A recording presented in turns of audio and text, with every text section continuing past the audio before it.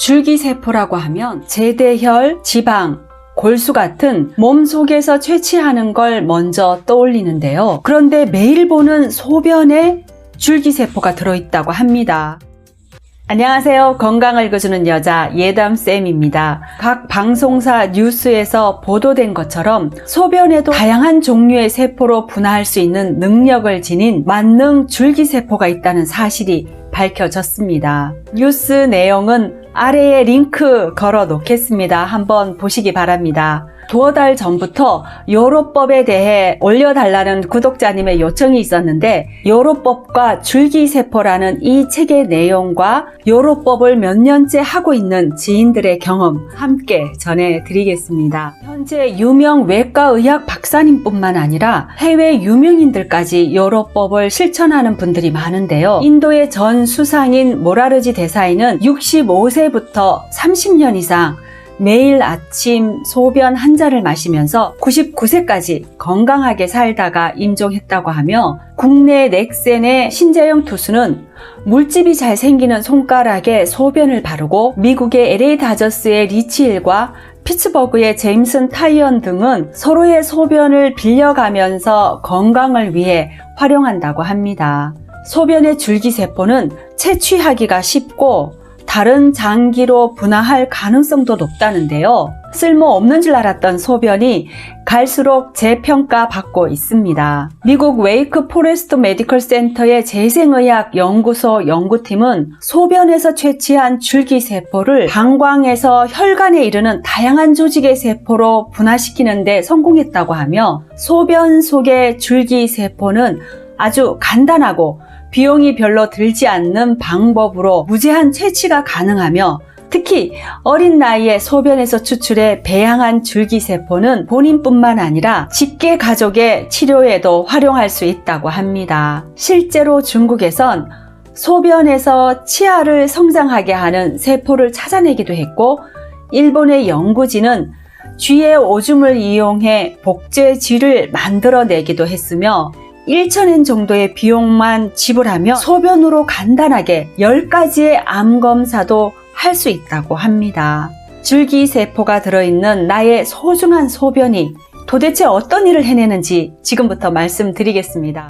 소변을 마시면 젊고 건강한 삶을 영위할 수 있다고 하는데요. 지금 현재 요로법을 하고 있다면 치매와 점점 혈관이 막히는지도 모르는 채 돌연사를 당하거나 질병으로 오는 고통스러운 합병증은 예방할 수 있다고 합니다. 그리고 갑자기 당한 사고에도 보다 빠른 회복과 더 좋은 결과의 가능성을 높일 수 있다고 합니다. 혈액이 체내에 순환하면서 대사 물질이 배출된 것이 소변인데요. 이 소변이 체내를 돌면서 아픈 곳을 완전히 파악하고 있는 정보원이며 신장을 통해 배출되는 오줌은 체내의 부족 성분을 혈액에서 찍어온 복사판이라고 할 수 있습니다. 다시 말씀드리면 체내의 모든 정보가 입력되어 있는 컴퓨터처럼 각자의 모든 정보를 갖고 있는 정보원이며 현대 과학이나 의학을 동원해도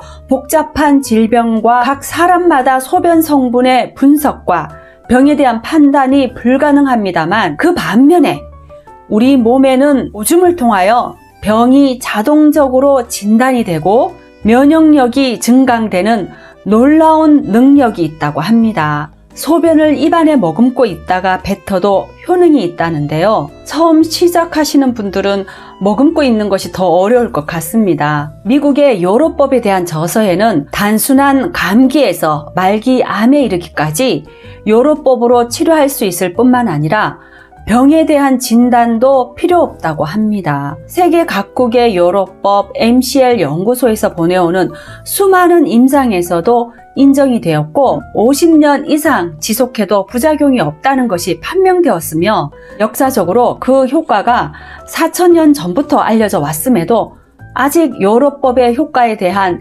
이론적인 해명이 되지 않고 있으며 효과가 확실한데도 의학에 해당되지 못하고 단순 민간요법으로 취급되고 있는 것에 저자는 안타까워합니다.